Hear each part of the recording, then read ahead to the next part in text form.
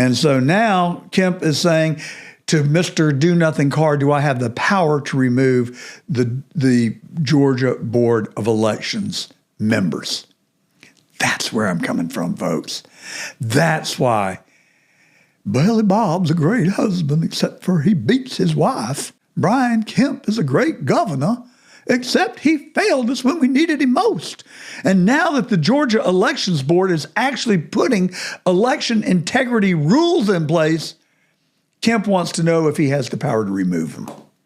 I'm sorry. I was born on the Nat line. I'm just a South Georgia guy that they had to practically burn the schoolhouse down to get me out of high school. Guilty as charged. But I'm not an idiot. And I can see things for what they are. And folks, I've got real questions about Brian Kemp's sincerity to back Donald Trump. Now, we'll see what he does. And I think that he will probably be a positive force in the 2024 elections if we can have a fair, honest election. And that's what I worry about. But if I had to place a bet, I'd say that Kemp is going to do what he promised. He's going to raise money for Trump. He will engage his ground game for Trump. And Governor, sincerely, thank you for that. Regardless of your motives, thank you. Thank you for that. I find it very difficult not to like Brian Kemp. I know him. I've spent time with him. I worked for his campaign in 2018. I worked hard. I gave money. I raised money. I liked him. I still like him. But I've got some serious questions about his sincerity. And we'll find out. And I am telling you right now, I'm giving him the benefit of the doubt. And I hope that he proves me dead wrong. And I will be the first person to come back here and give him credit and say that I'm saying right now that I think he's going to do this. But the asterisk is, why does he want to remove the state elections board when they are the only ones who have done anything substantive in government to bring about a fair, free election in 2024? And it's my biggest worry, folks. It is legitimately, no, I take that back. It's my second biggest worry. Let me tell you what my first biggest worry is. On July the 13th, in Butler, Pennsylvania, we are told that a lone assassin took a shot at Donald Trump, resulting in him getting hit in the ear. Nothing new there. You know it. I also promised you that following week that I was not going to give this up. I was not going to go quietly. I was not going to do what the mainstream media and the Dems and maybe even members of our own Republican Party in the Congress, some of them, most of them, seem to want this to die on the vine and go away. I'm not going to give it up. I'm not going to let go of it, and I'll tell you why. There are so many things that smell to high heaven, and I'm going to tell you what I see. Now, some of these you've heard before, and I'm going to repeat them, but some of these are new that I have just recently discovered. So we know Christopher Wray's statement, I'm not even sure if President Trump got hit by a bullet. Maybe it was just shrapnel or maybe glass from the teleprompter. Why would the head of the FBI say that just in the days immediately following the attempted assassination on President Trump? What would lead him to say that? It felt to me that he was marginalizing President Trump, that he was downplaying what happened in Butler, Pennsylvania.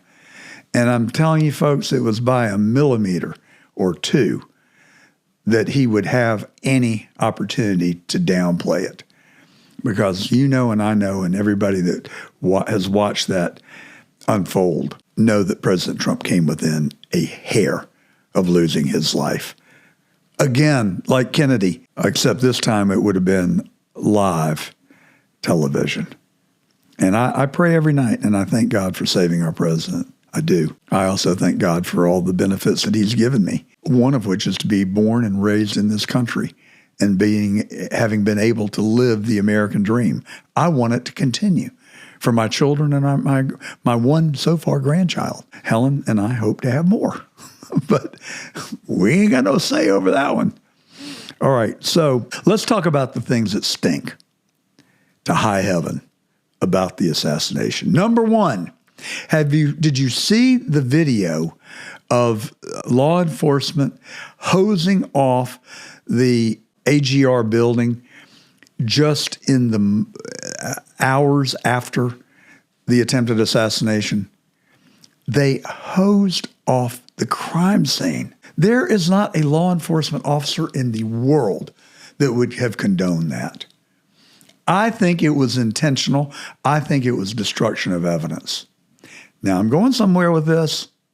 Don't leave me. Don't lose me. Stick with me on this one because it's important. I mean, it is damned important. All right. That's first and foremost. They cleaned the crime scene.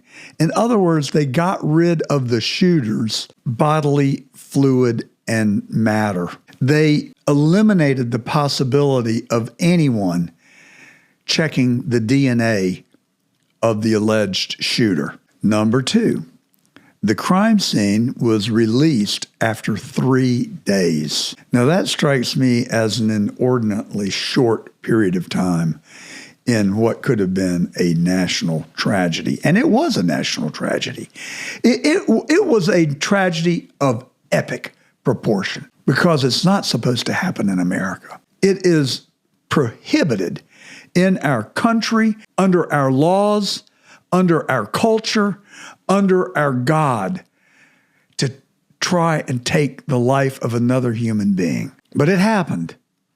And we don't know the facts. We do not know the facts. Like, why was the evidence removed? And then why was the crime scene, why was all the yellow tape taken away within 3 days of the assassination? Why was Thomas Matthew Crook's body released after 10 days on the same day that the Congress announced a commission to investigate the attempted assassination? Why was Crook's body released to the parents for cremation? No DNA.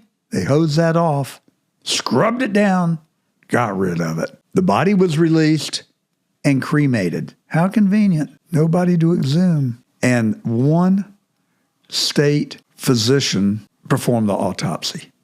Where are the pictures? Where is the autopsy report? We deserve to see it and to read it. Now, remember the water tower? It was behind and to the right of the AGR building. And it has been identified as the number one place that there should have been a counter sniper or at least a Secret Service person assigned to that water tower to observe the venue. It was the catbird seat. It was the one place you could go and you would see everything and anything that went on there. But they didn't do it. But guess what? The crime scene has been released, but not the water tower. The water tower continues to be treated as a crime scene. A United States congressman, the chairman of the committee that is investigating the attempted assassination, went there and tried to climb the water tower, and they told him he couldn't. It was not safe. It was after hours. There was no one there. He would have to come back later. We have gone back and looked, and it's still, the last that we looked, still a restricted area, and it is being preserved as if it were a crime scene. Now, what BS are they going to come out with to defend that decision? Oh, too many people could come out here and climb the water tower. Well, you got to climb it without the benefit of the ladder that is hoisted up 20 or 30 feet above the ground. How are you going to get up there to the ladder to climb the rest of the way up? And it's been unprotected for the last however many decades that the water tower has been there. Like every other water tower in America, there's no police tape or no restrictions around water towers. I mean, I think you'd be an idiot to go climb a water tower, and I don't know anybody that does. And they have those stairs that are removed, so you have to have some way, a tool to lower those stairs to climb the water tower, or you got to bring an awfully long ladder. Oh, I know. You could get Tim Walz's ladder to climb over the wall that Kamala is never going to build, but now she's going to build. All right, I digress. The water tower is still being preserved in the vein of a crime scene. None of the bullet casings have been provided, and to my knowledge, has any independent third party been able to observe them. Now, the first cop that got up on the AGR building said, and you can see it on video, he counted 1, 2, 3, 4, 5 casings. 30 minutes later, another individual gets up on the rooftop and starts asking about gun casings. And actually, there are 8. There are 5 over here, but 3 over there. I don't know. There are plausible explanations. Some people say Crooks turned on his side to fire the last 5, so they would have gone in a place differently than the first 3. Listen, that's a plausible explanation. I got it. I'll give you that. But give us the casings. Because if we have the casings, the strike point is all going to be in the same place. The profile of those casings are all going to have the same scars and marks because they came out of the same AK-47. Now, it gets more dicey. Crooks's parents, Thomas Michael Crooks's parents, called the Butler police that afternoon and said, their son is missing. He's taken his father's rifle, and we're concerned that he might do something. Really? That's what they claim. But they won't let us listen to the tape. That phone call didn't get recorded. Just like none of the Secret Service radio communications got recorded, and consequently are unavailable. But the local Butler Police's radio traffic is available, and we've listened to it.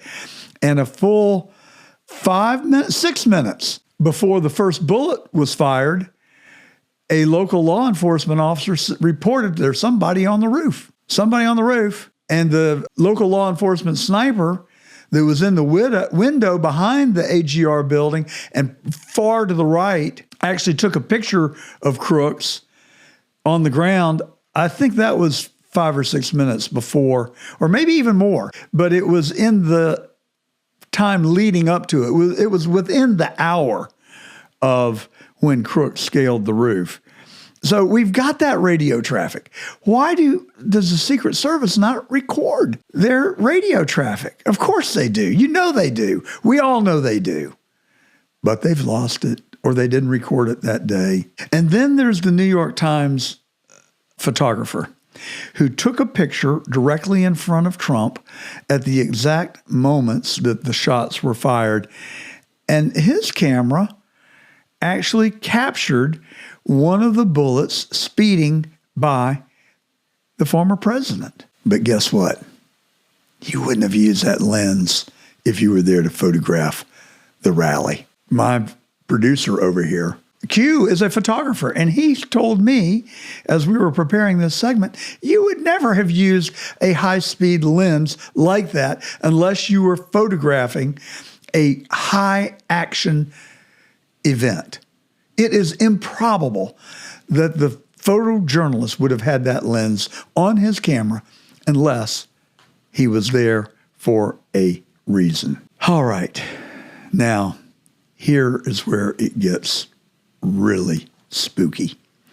Do you remember the Umbrella Man in Dealey Plaza? Well, I have identified, no, actually, I did not. I have learned from a YouTube journalist, Zach DeGregorio, whose videos I would commend to you. He publishes under his show is called Wolves in Finance. And Zach gets a little off the chain sometimes, but I tell you, his content is really good. And I listen with a critical ear, and I try and play devil's advocate and poke holes in it. His stuff is really tight. And I think it's very factual. All right, so he's put a clip together that I've watched several times now, and I'm going to share parts of it with you now. But he's identified the 8 or 10 reasons that he doesn't believe that Crooks acted alone, and maybe he wasn't even the gunman. So you may remember, if your memory is good, that in the moments, hours, immediately after the attempted assassination, there was video by on-the-scene journalists that were taken, and there are eyewitnesses who observed a white van being towed away from the site, from the Butler grounds there. And that van was towed away because it contained explosives. The van was titled to a company in Arizona. The company in Arizona, Urich Ammunitions, manufactures ammunition and explosives. Now here's where it gets very interesting. Maxwell Urich is, not sure whether it's present or past tense. He was a young man that approximated Thomas Matthew Crooks' build, stature, facial. You could confuse the two, potentially for being one and the same. Now, I'm not making this up. And for those of you watching the live stream, and if you're not, jump over there right now. Go over to YouTube Live, Getter Live, or Rumble Live. We're live streaming there as we do every Saturday. We broadcast there just like we do on the John Fredericks Radio Network. Thank you, John Fredericks, for this airtime. And we also live stream on the CD Media 13 digital platforms. They simulcast us on Getter and Rumble on their channels. You can go watch us on their channels as well. And so we're going to show you this footage that Zach DiGregorio put together on Wolves and Finance on YouTube Live. And I'm telling you, folks, this, to me, is the key to blowing this case wide open. Who is or who was Michael Urich? He is the key to this investigation. As to why the dead body had scars for gauges in his ear, while Thomas Crooks had no gauges in his ear. Why haven't they explained this? There are also images that look like the dead body has a tattoo on his arm. Maxwell Urich had a tattoo on his arm, whereas Thomas Crooks did not have a tattoo. Some people will say, well, that's just dirt on his arm. Zach DiGregorio has identified Maxwell Urich. Now, here's the part that really is out of the twilight zone. The day after the assassination attempt on President Trump, Maxwell Urich's parents filed a missing persons report. He has not been seen or heard of since July the 13th. Now, that makes the hair on the back of my neck stand up. There are those who believe that it was Maxwell Urich's body on the roof of the AGR building. I'm not saying it was. I'm saying the pictures that were in the video that we just showed make, to me, a very compelling case that the body was that of Maxwell Urich and not Thomas Michael Crooks. So where is Thomas Michael Crooks? I don't know. Either Thomas Michael Crooks was the shooter and he was killed, or Thomas Michael Crooks was the shooter and was not killed, or Thomas Michael Crooks was neither the shooter and was killed, or Maxwell Urich was the shooter and was killed, or was the shooter and was not killed and has made a clean getaway. I don't know. Or maybe Maxwell Urich had nothing to do with it. Maybe he just decided to drive a truck from Arizona to Butler, Pennsylvania, and be there on July the 13th, and they confiscated the van and towed it off, and Maxwell Urich went missing the next day. Or maybe it was Maxwell Urich on that roof, and that's why they hosed off the roof, and that's why we can't collect any DNA, and that's why they cremated the body 10 days after the assassination attempt, and there is no evidence to compare to Thomas Michael Crooks' DNA. I don't know. All I know is that this stinks to its core. And the American people deserve answers. The American people demand answers. I hope we get them. And look, if the narrative proves to be the way that the GBI or the FBI and the Secret Service have relayed it to us, I would actually be relieved. I hope it turns out that Thomas Matthew Crooks was a lone, crazed 20-year-old who acted alone, who had 3 foreign bank accounts, who they said was a Republican. Oh, no, he was tied to a fringe leftist organization in 2018. And they can't get the story together, or is it just mass disinformation to confuse us and take our eye off the real ball? I don't know. But somebody that might be able to help sort us out for it is the sheriff, a retired sheriff from Arizona, Richard Mack. But someone who may be able to help sort it out is a retired sheriff from the state of Arizona. And he is a political activist. He has run for office, and he has challenged our federal government and taken his case all the way to the Supreme Court, where he won.